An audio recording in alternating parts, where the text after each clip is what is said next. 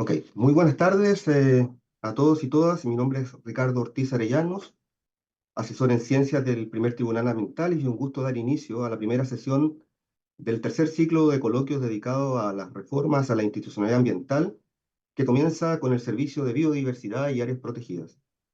Damos una más cordial bienvenida a los participantes que han conectado y agradecemos muy especialmente la presencia de las expositoras que nos acompañan el día de hoy.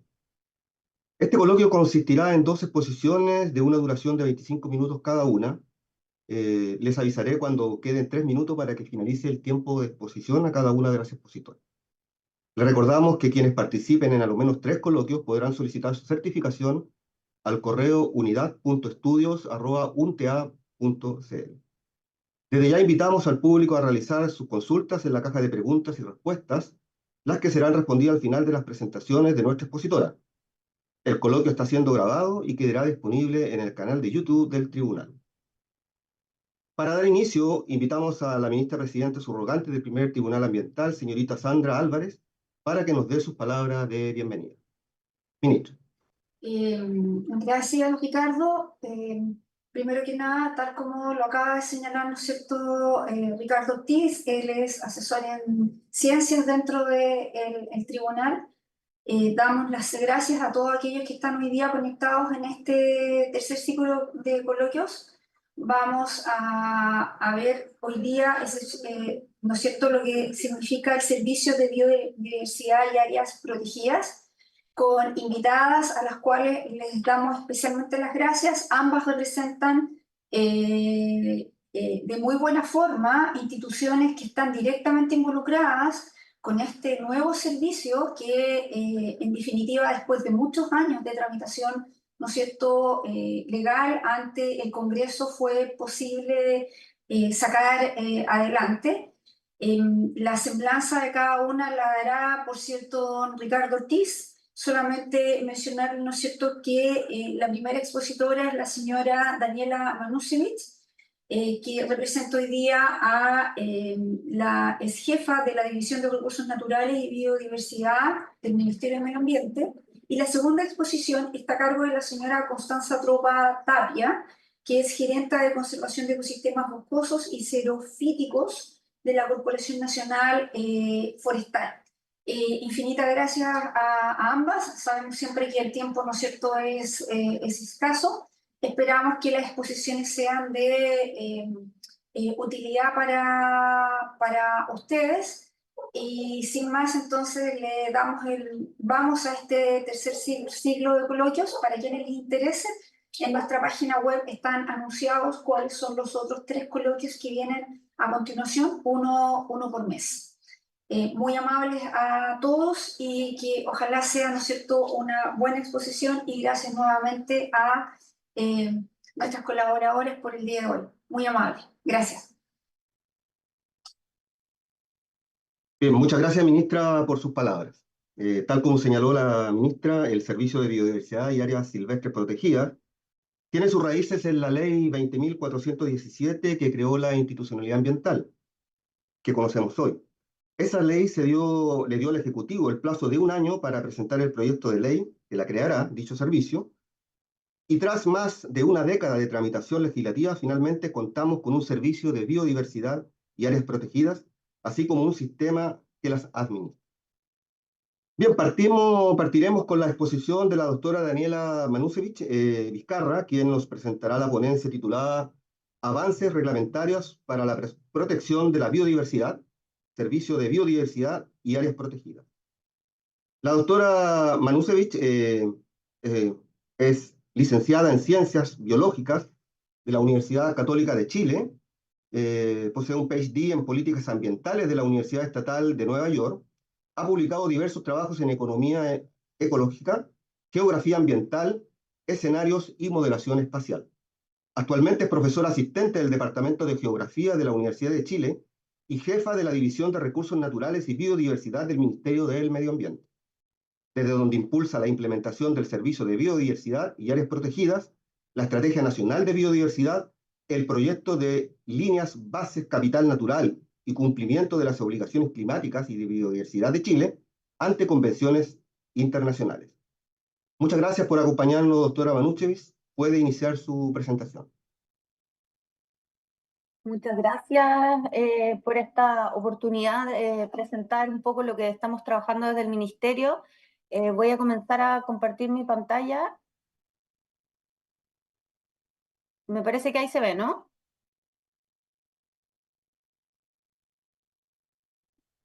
Correcto. Todo bien. Súper. Bueno, yo les voy a contar un poquito del contexto también de por qué es necesario esta ley para la naturaleza, porque bueno, desde el Ministerio estamos encargados de los planes, políticas y programas.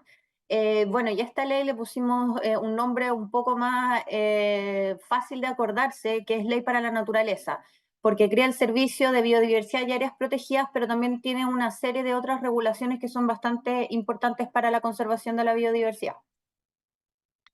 Bueno, primero que nada, ¿por qué esta ley es importante? Porque, bueno, ha sido un compromiso de los programas de gobierno desde el 2014 en adelante. Nos permite hacernos cargo de la triple crisis, que es la crisis climática y de biodiversidad. Es un compromiso internacional ante la OCDE y otros organismos que les voy a detallar más adelante, y este es un servicio clave para completar la institucionalidad ambiental. Nos va a permitir contar con un sistema único. Va a fortalecer también principalmente a los guardaparques con mayor presupuesto y facultades fiscalizadoras, y es una condición habilitante para la implementación del marco global de biodiversidad que el país es parte. Entonces, la ley crea el servicio, además estamos respondiendo a la ley marco de cambio climático, que nos mandata a hacer el Plan Nacional de Adaptación de Biodiversidad al Cambio Climático, que va a estar próximo a consulta pública. Se vincula también con las contribuciones nacionalmente determinadas, la estrategia climática de largo plazo y, como les mencioné anteriormente, los compromisos que tenemos con la Organización de Cooperación y Desarrollo Económico, la OCDE. Como marco conceptual es importante recordar cuáles son las principales amenazas para la biodiversidad. En general tendemos a pensar en la biodiversidad solamente como las áreas protegidas, ¿cierto? Sin embargo, los cuatro principales, digamos, factores que afectan a la biodiversidad tienen que ver con el cambio en el uso del suelo o el mar, la explotación directa de recursos, el cambio climático, la contaminación y también las especies exóticas invasoras. Ahí hay unos ejemplos de cómo se afecta la biodiversidad y cómo esto afecta a distintos grupos de la sociedad de distintas formas, y en particular a las comunidades que viven más directamente de estos recursos. Entonces, por ejemplo, uno de los temas importantes que va a abordar el SBAP es especies exóticas invasoras, que son especies que no son no son naturales, digamos, no evolucionaron naturalmente en el territorio nacional, pero producen un perjuicio económico importante, ya sea al Estado o a los propietarios o a los agricultores o a quienes producen otro tipo de productos. Y es algo que normalmente no se visibiliza. Entonces, el servicio de biodiversidad no es solamente conservación de la naturaleza por un fin en sí mismo, sino que también va profundamente ligado a nuestro propio desarrollo económico y cómo nos vamos haciendo cargo de la degradación ambiental. Y también nos abre oportunidades en aspectos como el secuestro de carbono, que normalmente también tendemos a pensarlo en el medio terrestre. Sin embargo, en este mapa que está orientado hacia el sur, podemos ver dónde podemos encontrar, por ejemplo, los bosques de algas. Los bosques de algas que están en el mar, y pensando especialmente en el primer tribunal ambiental, que tiene una gran, a su jurisdicción, una biodiversidad costera bastante importante, son, por ejemplo, y estamos tratando de entender y de avanzar científicamente en cómo entender cómo estos pueden ser reservorios de carbono importantes, que además muy pocos otros países del mundo cuentan con ellos. Entonces también hacernos cargo de la conservación de la biodiversidad terrestre y marina significa abrir nuevas oportunidades y sostener nuestro desarrollo. El servicio y la ley va a implicar necesariamente una integración. Como se mencionó en la introducción, el servicio de biodiversidad y áreas protegidas siempre decíamos que era la pieza que faltaba para completar la institucionalidad ambiental, y hoy día estamos en el proceso de implementación de este servicio y de su reglamento. ¿Qué es lo que va a, hacia dónde apunta esta ley es a integrar atribuciones que estaban en distintos servicios y ministerios en un solo sistema que se va a hacer cargo de conservar la biodiversidad, como se menciona en esta diapositiva. Acá hay un ejemplo de cómo en una misma área tenemos a distintos servicios y a distintos ministerios haciéndose cargo de distintas partes de la misma área cuando el objetivo de conservación de la biodiversidad es exactamente el mismo, y esto hace que sea más lento, sea más complejo, hay duplicidad de herramientas, hay descoordinaciones o coordinaciones que son un poco más lentas. Entonces, la integración de todas estas atribuciones hace que esto sea más eficiente. Como saben, esta fue una ley que tuvo un largo proceso de tramitación, pero finalmente fue publicada en el Diario Oficial el día 6 de septiembre del año pasado, y desde ahí nos empiezan a correr una serie de plazos para la publicación y trabajo de varios reglamentos y otros instrumentos. Entonces, como ministerio, estamos desarrollando principalmente en dos vías la implementación de la ley. Primero están los aspectos normativos reglamentarios. Estamos trabajando codo a codo con AF para mantener la continuidad de la función pública. Estamos también trabajando fuertemente en la coordinación, en la gestión, en el montaje, digamos, del servicio, en los presupuestos del servicio, en los decretos de fuerza de ley, y por supuesto también con los trabajadores de ambos, tanto del Ministerio de Medio Ambiente que se traspasan como de la CONAF, para hacer que esta nueva institución tenga una cultura institucional que ambos se sientan integrados. También el informe financiero de este servicio es bastante importante porque contamos hoy día, la subsecretaría de ministerio tiene un poquito más de 500 funcionarios, y si sumamos todos los funcionarios de las distintas instituciones no llegamos a lo que vamos a tener con este nuevo servicio. También aumentamos fuertemente el presupuesto, y la idea es contar básicamente con una capacidad ejecutora de conservación de la biodiversidad, control de especies exóticas y otras amenazas a la biodiversidad bastante robusto.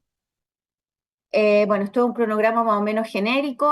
Puntos importantes aquí son la publicación de la ley. Desde ahí se empieza a correr de un plazo para la publicación de los decretos con fuerza de ley.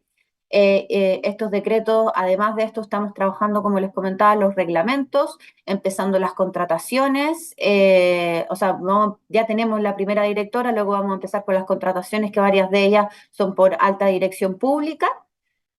Entonces, como les comentaba, el primer decreto ya está publicado, lo que nos ha permitido tener la primera directora nacional, que ya entró en funciones, Patricia Ibáñez. Estamos trabajando en el primer presupuesto. Además, tenemos convenio ahora con AF y con Servicio Civil para la implementación, y también hemos conseguido en la fase inicial, cuando estábamos, digamos, ajustando, digamos, todo esto, apoyos del Fondo Global para la Biodiversidad, de FAO, bancos y también de algunas ONG internacionales.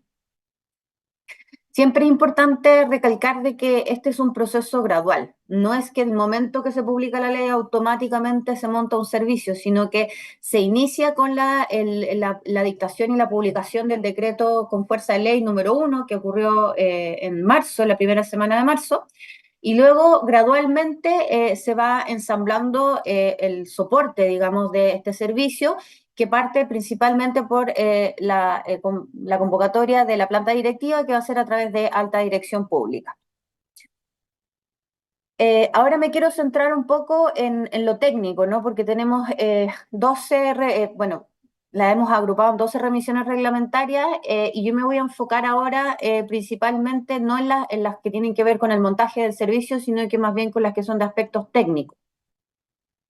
Entonces, estos reglamentos técnicos, por ejemplo, uno de los más importantes es el reglamento de áreas protegidas, que acá tenemos los artículos de la ley que hacen referencia, digamos, a este reglamento. Estamos trabajando también con varios servicios públicos en la articulación de todas estas materias y en tener los primeros anteproyectos de ley.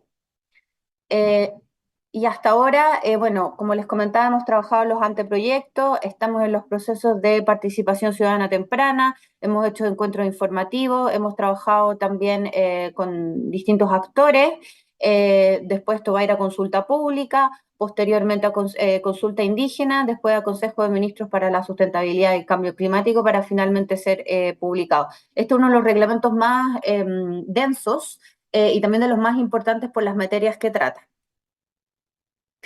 Como por ejemplo, cómo es la creación de las áreas protegidas, cómo es la administración de estas áreas protegidas, cómo se va a organizar cada una de las unidades. Sobre todo estamos pensando en los santuarios de la naturaleza, en otras áreas que normalmente que estaban un poco con poca gobernanza, no tanto el Sistema Nacional de Áreas Protegidas, porque eso claramente tiene mucho robustez o bastante más robustez en CONAF. También cómo se van a celebrar los convenios de gestión con autoridades o organizaciones locales o comunidades indígenas y tarifas de ingreso a través de este reglamento. Además de esto, estamos trabajando y tenemos bastante avanzado el reglamento del Comité Científico Asesor, que va a estar, que las atribuciones están mencionadas aquí. Básicamente lo que tiene que ver con planificación ecológica y entrega de antecedentes, clasificación de ecosistemas según estado de conservación, modificación y desafectación sustantiva de áreas protegidas que tiene que tener previo informe favorable del Comité Científico Asesor. Este Comité Científico además responde a una tendencia, vamos a decir, un poco global, digamos, de que toda la gobernanza respecto a cambio climático, respecto a biodiversidad, siempre va acompañada de ciencia, ¿cierto? De un comité científico que va asesorando en distintas materias a la toma de decisiones. Otros desafíos que nosotros tenemos, como les mencionaba, es la reclasificación de los santuarios de la naturaleza, los humedales Ramsar, los bienes nacionales protegidos y también las reservas en las nuevas categorías que establece el sistema, la ley, digamos. Para eso tenemos un plazo un poco más amplio, pero también es algo que sabemos que es bastante prioritario para los interesados en conservación. También les quiero mencionar los planes Recoge, donde nos indica que un reglamento, que también tenemos que sacar un reglamento dictado por el Ministerio de Medio Ambiente, los planes son de recuperación y gestión de especies, y otro reglamento de las especies exóticas invasoras, que como yo les comentaba anteriormente, son una amenaza muy importante para la biodiversidad. Y aquí no solamente vamos a estar hablando de la biodiversidad dentro de las áreas protegidas, sino que también fuera de las áreas protegidas. Y eso es algo bien importante de destacar de este nuevo servicio y de la ley. Existen instrumentos para la conservación de la biodiversidad, se va a fortalecer el monitoreo de información con los programas de monitoreo, la planificación ecológica, la clasificación de ecosistemas, áreas degradadas que les va a estar comentando la colega de CONAF, compensaciones que también estamos en un proceso de recepción de antecedentes y otras medidas de conservación que tenemos que reclasificar. Y ya para ir cerrando un poco, el servicio busca hacerse cargo de las presiones más importantes que hay sobre la biodiversidad, como les mencioné, cambio de uso del suelo, especies exóticas, cambio climático, y la idea es que todos estos instrumentos que estamos teniendo a través de las distintas leyes y programas, etcétera, vayan dialogando y vayan ayudándonos como país a disminuir estas amenazas y efectivamente a conservar la biodiversidad para tener un desarrollo que sea efectivamente sostenible. Muchas gracias.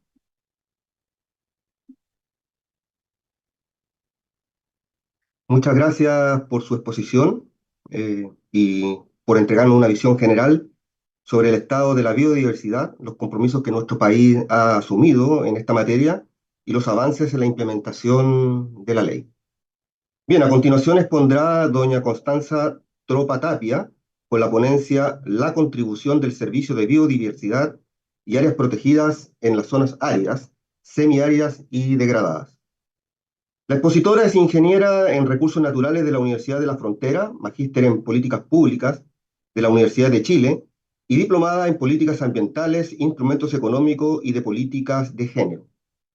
Trabajó como académica investigadora en economía de recursos naturales y optimización de recursos naturales en la Universidad de la Frontera y actualmente es gerenta de conservación de ecosistemas boscosos xerofíticos y gerenta de áreas silvestres protegidas, a cargo de liderar instancias de formulación de instrumentos de bosque y cambio climático y punto focal de la Convención de Desertificación y Sequía, así como del Red Más.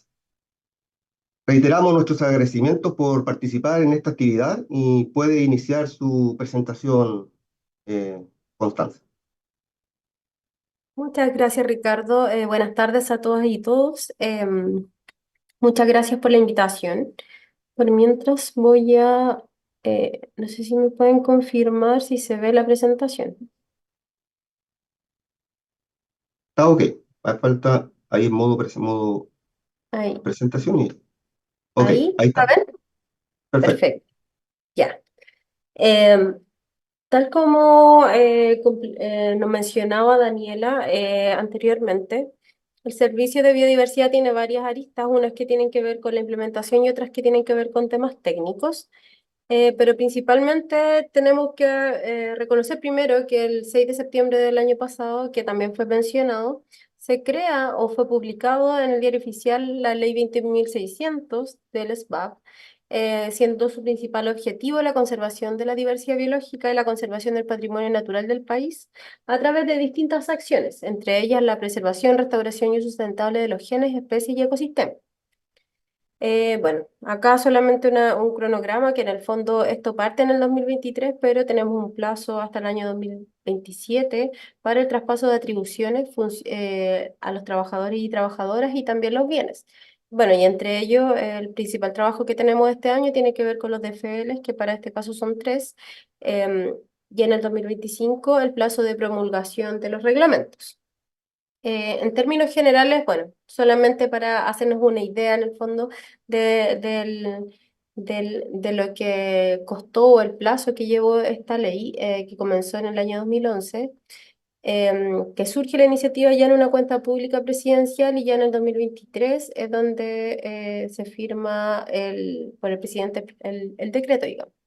Después, bueno, la instalación del servicio no voy a mencionar más sobre esto, sin embargo, porque Daniela lo explicó muy claramente, sin embargo, quiero hacer hincapié sobre todo lo que tiene que ver con los DFL, que en el fondo son la primera parte de la implementación del servicio.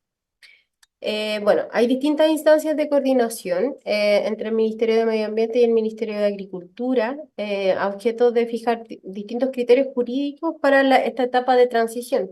Porque como ustedes saben, la CONAF es una institución de derecho privado con potestades públicas, por lo tanto, este traspaso, que además es en otro ministerio, implica un trabajo de gestión pública importante y por lo tanto fue dentro de las primeras instancias de coordinación fijar una especie de convenio para trabajar colaborativamente en la implementación del nuevo servicio de biodiversidad y áreas protegidas. Bueno, la administración de las áreas silvestres protegidas durante la instalación, hasta el momento la Corporación Nacional Forestal continúa con la administración de parques, reservas y monumentos. Sin perjuicio de ello, igual se rige por las regulaciones que están establecidas en la ley SPA, sobre todo lo que tiene que ver con permisos, concesiones turísticas, educacionales y sectoriales y otros reglamentos. Por lo tanto, independiente de qué tiene la administración, existe una ley que regula distintas acciones en el sistema de áreas silvestres protegidas.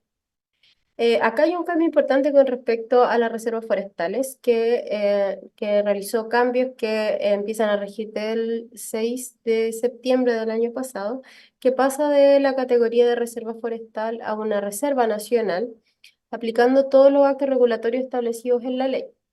¿Qué implica esto? Algunas consideraciones que tienen que ver con la explotación que tenían antes esas reservas forestales. En términos generales, lo que hoy día conocemos como SNASPE, Sistema Nacional de Áreas Silvestres Protegidas del Estado, que lleva bastantes años en la Corporación Nacional Forestal, cuenta con 108 unidades que se distribuyen en distintas categorías. Una son parques nacionales con 40, Parque Nacional de Turismo 5, Reserva Nacional 26, Reservas Forestales 19, Monumentos Naturales 18 y que conforman 18,7 millones de hectáreas a nivel nacional con un 21% de la superficie nacional. Ahora bien, si comparamos con el Sistema Nacional de Áreas Protegidas, acá hay una salvedad que en el fondo pasamos de SNASPE a SNAP. Pasamos de una superficie terrestre de 20 millones de hectáreas más una superficie marina de 86 millones de hectáreas. Por lo tanto, aumentamos la cobertura en términos de conservación de estas unidades, dada la importancia de establecer zonas que tengan una representatividad en términos de biodiversidad. Y acá hay un trabajo importante que también lo mencionó Daniela y que tiene que ver con las reclasificaciones. Acá en este lado tenemos las categorías actuales, que principalmente Parque Marino, Parque Nacional de Turismo, y eso se recategoriza y todo queda contenido como Parque Nacional. Monumento Natural queda de la misma forma.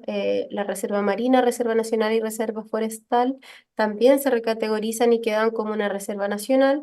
En el caso de las áreas marinas costeras protegidas pasan a áreas de conservación de uso múltiple.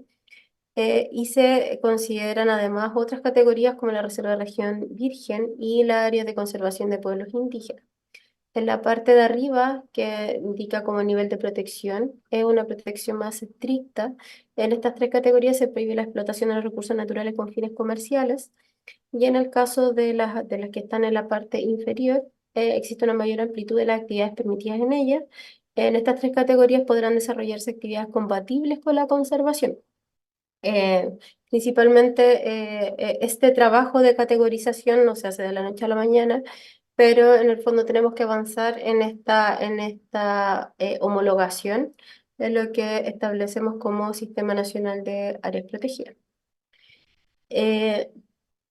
Por otro lado, si hacemos un zoom, bueno, el mapa no está en muy buena resolución, pero en la parte del norte, que podemos categorizar como las zonas áridas o semiáridas que están establecidas, en donde tenemos mayores restricciones en términos de, o mayor representatividad en términos de áreas silvestres protegidas, pero que siguen siendo un biombo climático para evitar la desertificación hacia las regiones del sur. Además, aparecen otras formaciones distintas a las formaciones más forestales, por así decirlo, distintas a los bosques, que son las formaciones xerofíticas, los salares. Tiene otras categorías y otras consideraciones del paisaje que son sujetos a conservación. De esta forma, si uno analiza la zona norte o lo que está establecido como zonas áridas o semiáridas, existen 33 unidades distribuidas entre Monumento Natural 8, Parque Nacional 15 y Reserva Nacional 10, que en conjunto alcanzan 1,4 millones de hectáreas, hoy actualmente en el Sistema Nacional de Áreas Protegidas del Estado. Pero ¿por qué es tan importante? Principalmente los datos duros indican que en un periodo muy acotado de tiempo, que es un periodo de medición de 10 años, el riesgo de certificación hoy día está en un 23%. Principalmente antes la desertificación llegaba hasta Coquimbo mayoritariamente, pero ahora ya se extendió incluso a la región de Ñuble, lo cual no es menor, en un periodo de 10 años. El riesgo de sequía alcanza un 53% a nivel nacional. O sea, estamos hablando de que más de la mitad del territorio nacional está con riesgo de sequía. Y acá solamente complementar que Chile es uno de los países más vulnerables a las consecuencias del cambio climático. De hecho, por su geomorfología y su cantidad de ecosistemas, o sea, pasamos del desierto a la Antártica chilena, digamos. Por lo tanto, sigue siendo mucho más vulnerable, por lo tanto, radica la importancia de tener espacios que sean representativos de biodiversidad. Por otro lado, podemos establecer que la degradación de la tierra principalmente es un fenómeno que es generalizado y sistémico y ocurre en todo el mundo, en donde un tercio de los suelos del mundo están en alguna condición de erosión moderada o altamente erosionada. y que principalmente el cambio climático va a tener importantes impactos en la provisión de alimentos, la calidad, el acceso y la estabilidad y la seguridad alimentaria. Pero por otro lado, generalmente vemos la restauración o mejorar estos ecosistemas que se encuentran en algún estado de degradación como un costo altísimo, pero la verdad es que creemos que los beneficios de la restauración son 10 veces más altos que los costos. De hecho, la inacción representa un gasto importante, el no hacer nada, digamos, genera mucho más pérdidas que invertir en restauración. Bueno, y acá solamente hacer un hincapié que además esta degradación de los suelos o esta desertificación o esta afectación de los ecosistemas además no nos afecta a todos de la misma forma. Según los datos, en países que están en vías de desarrollo, incluso un 80% de los alimentos los producen mujeres. Sin embargo, son dueñas entre un 10 a un 30%, en el mejor de los casos, de esos suelos, digamos. Son propietarias. Ese es un gran problema en términos de brecha porque gestionan, pero no toman las decisiones y tienen bastantes falencias en términos de acceder a financiamiento, acceder a instrumentos, asistencia técnica, etc. Por otro lado, bueno, este es algo muy generalizado que no existen datos de género, por lo tanto no podemos establecer de manera tan robusta las grandes diferencias que existen entre ser hombre o mujer en un territorio degradado. Por otro lado, la creciente degradación y también desertificación de tierras como una barrera para el desarrollo sostenible y para la capacidad de sobrevivencia afecta también de manera desigual a las mujeres, dadas las características de uso de labores domésticas que tienen las mujeres en los territorios, principalmente rurales. También existe una, un acceso a las mujeres a nuevos conocimientos referentes a la resiliencia al cambio climático, en lo que atañe a distintas variedades de cultivo tolerante a la sequía, nuevas tecnologías, riego, que está muy vinculado a lo que les mencionaba con la primera brecha. En este contexto, dentro de todos los reglamentos que se establecen en el Sistema Nacional de Áreas Silvestres Protegidas del Estado, dentro del SBAP, el Servicio de Biodiversidad, la Ley 21.600, está el reglamento de áreas degradadas, pero también los planes de restauración. ¿Por qué? Porque en el fondo, si bien define un área degradada, también incluye cuáles deberían ser los instrumentos para poder mejorar esa condición.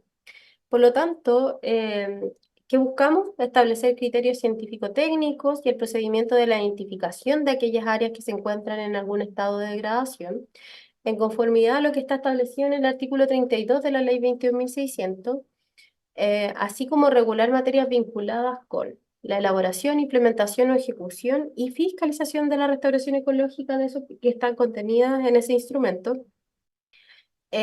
Además, lo que está establecido en ese reglamento va a tener una coherencia con los instrumentos que hoy día se encontrarían vigentes dentro de esos espacios. Entonces, ¿qué podemos definir como un área degradada y también como restauración ecológica de esas áreas que se encuentran en algún estado de degradación? Principalmente como un ecosistema o parte de los elementos físicos, químicos o biológicos que han sido alterados de manera significativa, con pérdidas de biodiversidad aérea y que presentan una alteración de su funcionamiento, estructura y composición causados por actividad o perturbación antropogénicas que son frecuentes o son severas. Porque, o sea, eso es lo que está establecido en la ley. Y nosotros deberíamos establecer también cuáles serían los bordes de este lugar, y en el fondo serían los ecosistemas o parte de él cuyos atributos ecosistémicos han sido alterados en relación con un modelo de referencia por actividad o perturbaciones antrópicas. ¿Por qué les mostramos esta definición? Porque en el fondo partimos de que un ecosistema está afectado, está degradado, tiene una perturbación, tiene una afectación.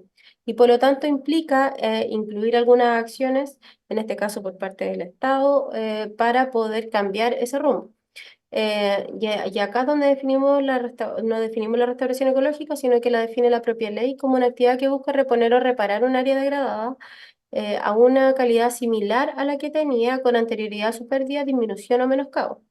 Por lo tanto, deberíamos definir o establecer una actividad que busca recuperar uno o más atributos ecosistémicos degradados por acción humana y condiciones similares a las que existían en el caso de que hubiese habido degradación en relación con un modelo de referencia.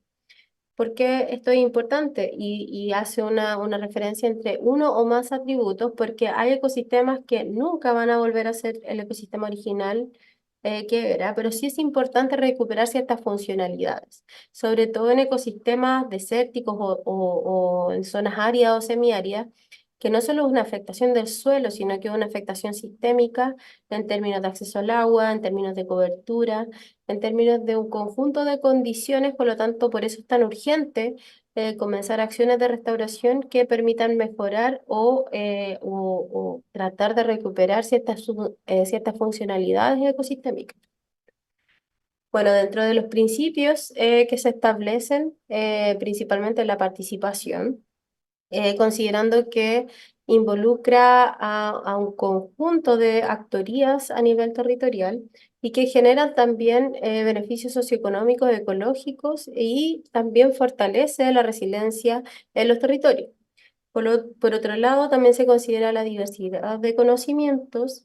em, ¿Por qué hacemos hincapié en esto? Porque hay un conocimiento que a veces no lo consideramos tanto y que tiene que ver con el conocimiento tradicional y local de las personas que viven en el territorio y que probablemente por ensayo y error, observación de lo mismo que pasa a su alrededor, en el fondo tienen bastante experiencia en cómo se deberían hacer acciones de restauración.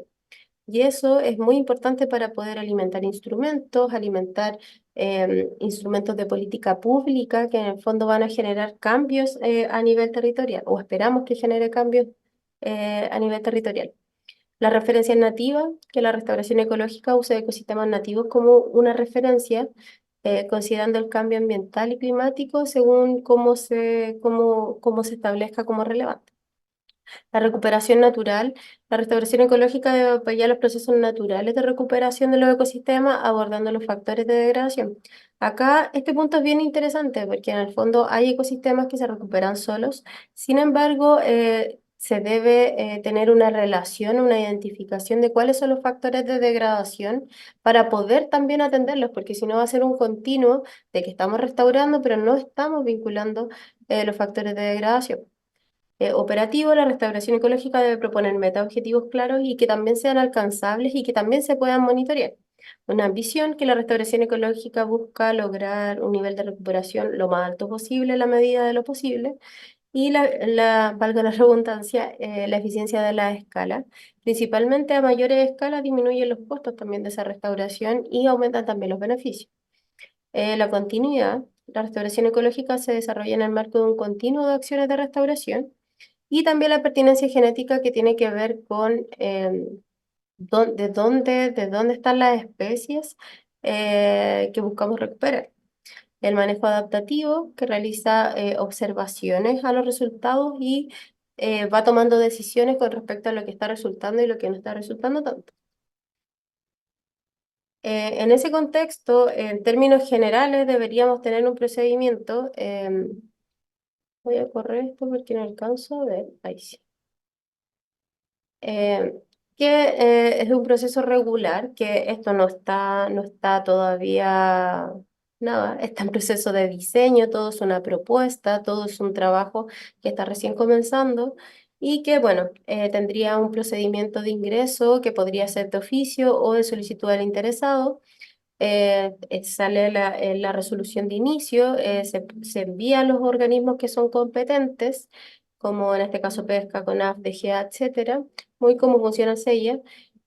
También se publica en la página web del SPAP, se consulta al comité científico asesor y también la opinión del comité científico cuando sea necesario, en donde se establece también el documento con la propuesta de polígono del área degradado, que también es publicado en la página web del SPAP, y la comunicación de las personas que están involucradas en el territorio y aportes también de los antecedentes de los interesados. En una tercera etapa, que es el término de procedimiento, en donde ya se establece la resolución, También es publicada la página del SBAP y la incorporación del sistema de información del sistema de área protegida.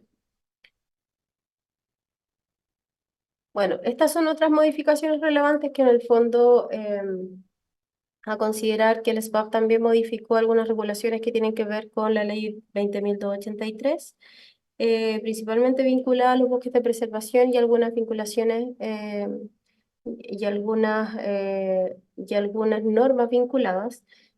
También modifica el Decreto Supremo 4.363 del Ministerio de Tierra y Colonización de 1931 en sus artículos 10 y 11, eliminando lo referido a la administración de áreas silvestres protegidas, dejando con facultades administrativas en solamente las reservas forestales y no las reservas nacionales.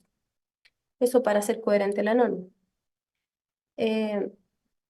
Bueno, dado lo anterior y en función de los cambios que están derivados de la ley 21.600, en cuanto a funciones y atribuciones de ambos servicios, tanto la Dirección Ejecutiva, Fiscalía, las gerencias técnicas pertinentes se encuentran coordinando todas las acciones destinadas a entregar alineamiento y generar instrucciones necesarias a las direcciones regionales para la correcta aplicación de la ley y sus alcances en las funciones que actualmente realiza la institución, y tal como lo ha mencionado Daniela, en una coordinación constante con el Ministerio de Medio Ambiente y con SBAP para poder ir articulando este traspaso progresivo.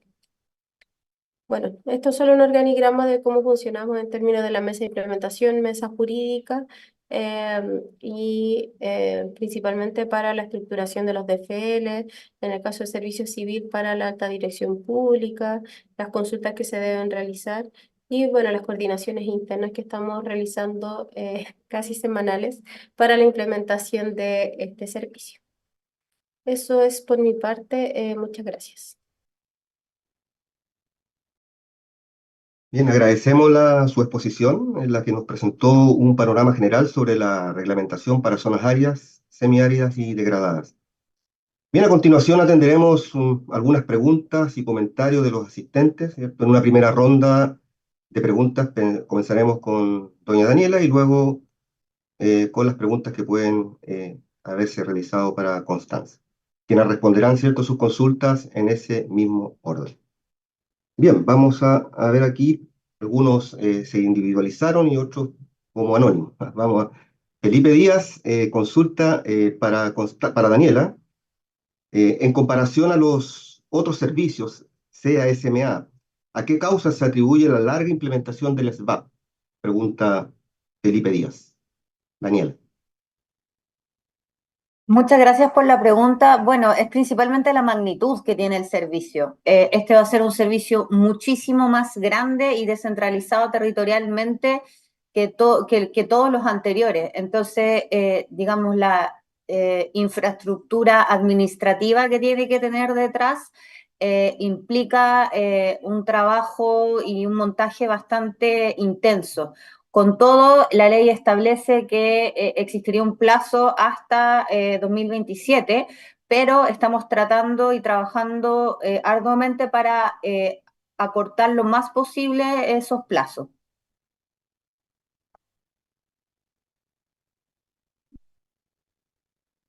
Perfecto, gracias Daniela. Vamos a buscar otra consulta. Yubinsa Arriagada de Conari, Iquique. Te consulta, ¿qué pasa con las competencias del SBAP versus las competencias de los organismos sectoriales en relación al medio humano o grupos humanos indígenas como la CONADI? En mi conocimiento no hay un cambio en ese sentido. O sea, CONADI sigue manteniendo sus atribuciones con respecto a medio humano. Ningún punto en la ley se establece otra cosa. Perfecto. Paulina González consulta, ¿qué va a pasar con los sitios Ramsar y en qué plazo? Más otra Ya. pregunta dice, ¿de qué forma se realizará la reclasificación de las áreas protegidas?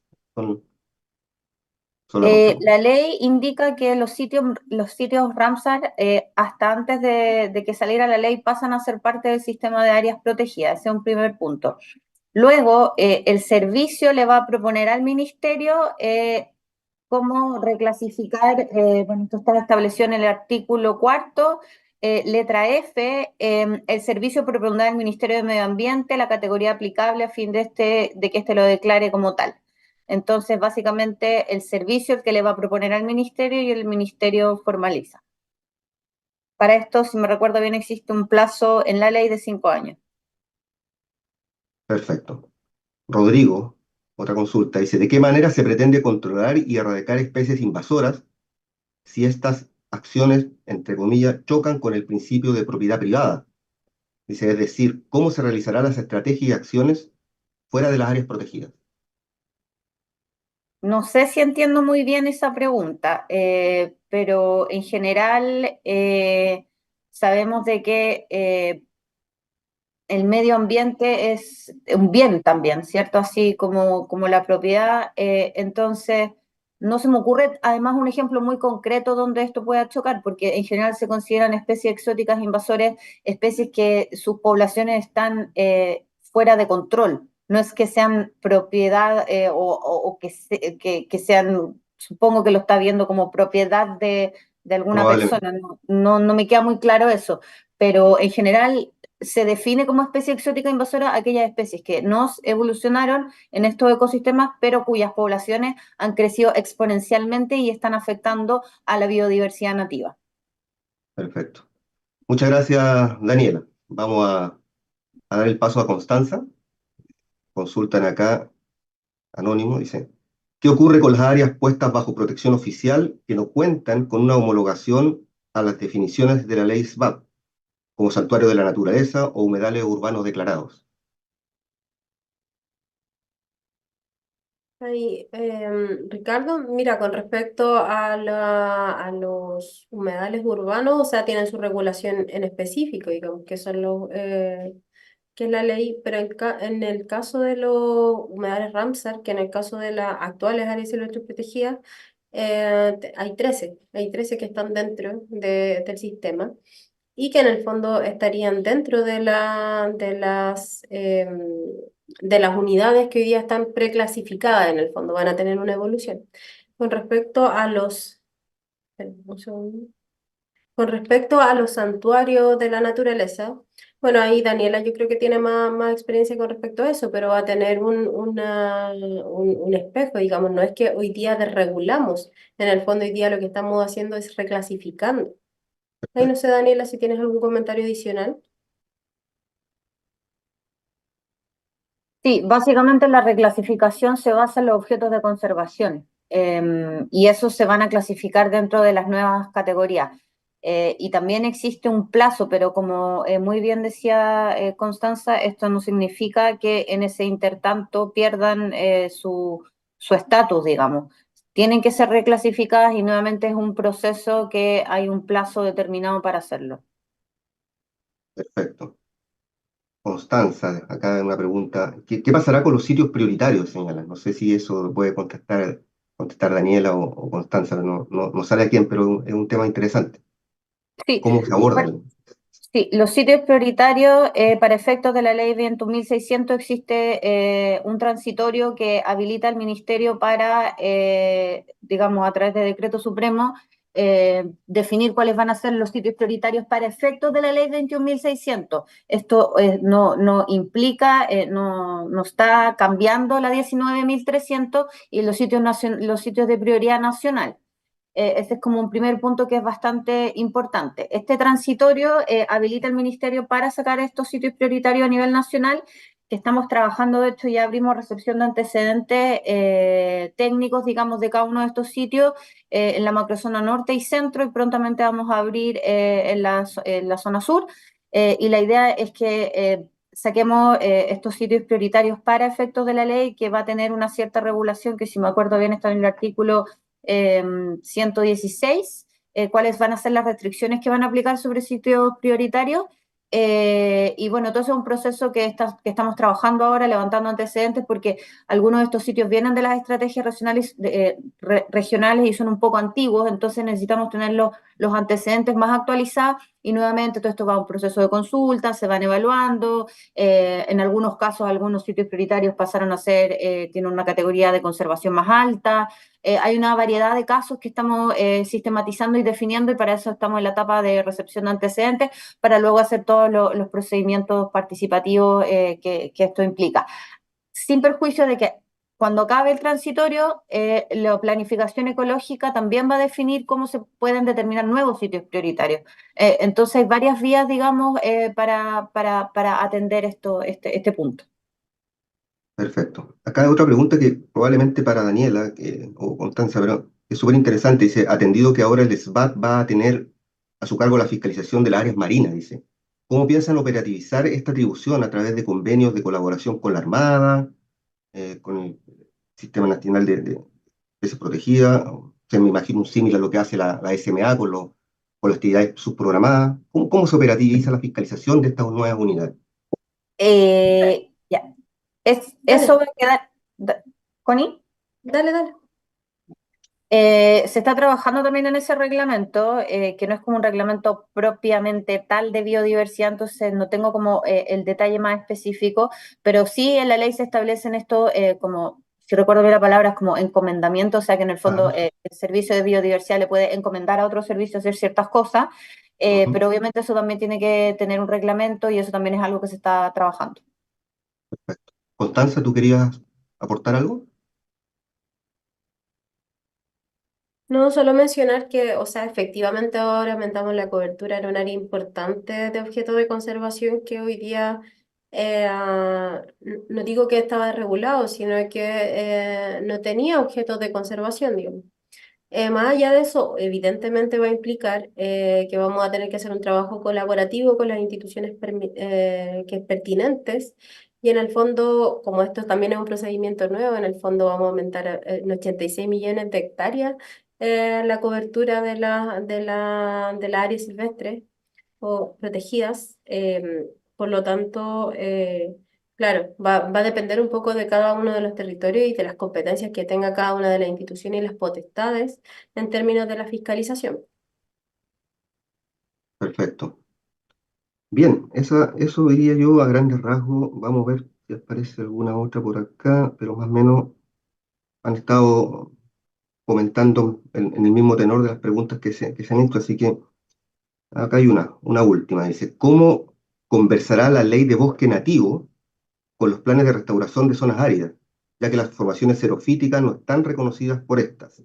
Más aún, se requiere de recursos para recuperar estas formaciones e incentivar a las comunidades al, entre comillas, señalar reemplazo por especies exóticas o de alto requerimiento hídrico, en un contexto de cambio climático.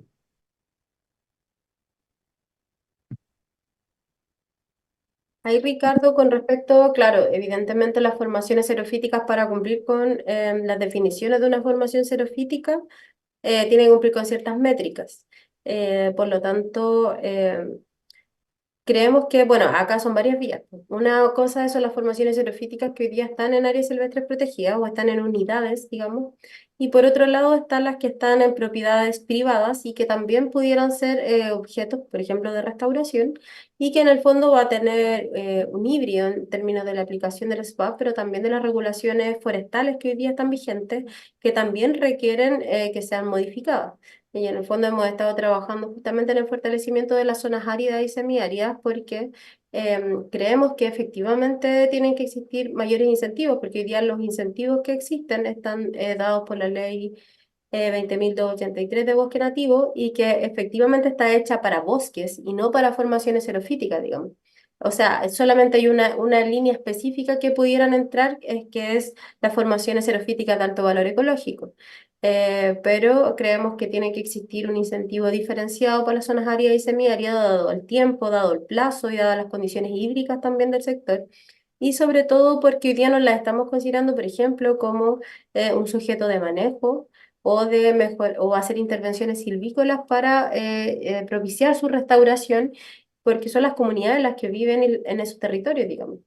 Pero hoy día estamos estableciendo a través de regulaciones, modificaciones a las regulaciones forestales, tanto de reglamento como de la ley de bosque nativo, para entregar mayores incentivos a las formaciones xerofíticas en la zona norte. Perfecto. Franco consulta, dice así, si no entendí mal, dice, uno de los grandes objetivos es la restauración de ecosistemas, lo plantea. Sin embargo, se hizo presente que esto se enfocaría en aquellos ecosistemas que aún pueden ser restaurados. De esto entiendo, dice Franco, que habrá alguien quizás algún organismo que definirá cuándo un ecosistema no puede ser restaurado. ¿Quién, quién tiene ese rol o quién cumple esa responsabilidad o funcionalidad? No sé si Constanza o Daniel. Puedo abrir yo. A ver, primero el reglamento este es uno de los reglamentos que estamos trabajando, es uno de los que tenemos más avanzados porque justamente se ha trabajado en conjunto con varios otros servicios y hemos tenido apoyo en ese sentido, principalmente de organismos internacionales. Entonces, en ese sentido, no es que se defina que una zona es irrecuperable. Por el contrario, es el mismo propietario el que decide que quiere someterse a este proceso y esto, como bien mencionó Constanza, tiene que dialogar con toda la otra arquitectura, digamos, de incentivos que puedan existir.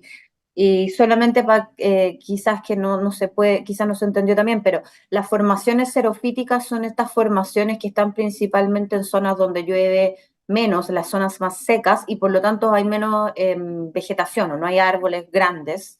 Entonces se tiende a considerar a no considerar esas zonas. Entonces, centrarnos en formaciones xerofíticas, que justamente donde está la barrera como de certificación, es una base importante en cuanto a es una frontera, digamos, de nuestros ecosistemas y por eso son tan importantes.